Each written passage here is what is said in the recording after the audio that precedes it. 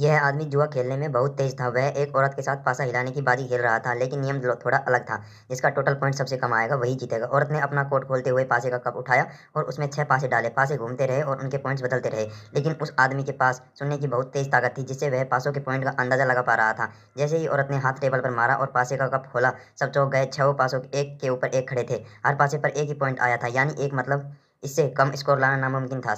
उसके बाद औरत ने पासे का कप उस आदमी की तरफ बढ़ाया, मतलब ये अब उसकी बारी थी। लेकिन आदमी ने कप उठाया और कहा, यह तो बहुत हल्का है, मुझे भारी चाहिए। अगले अगले ही पल उसके सामने स्टील का पासे का कप रखा गया। उसने सारे पासे उठाए और उन्हें स्टील के कप में डाला।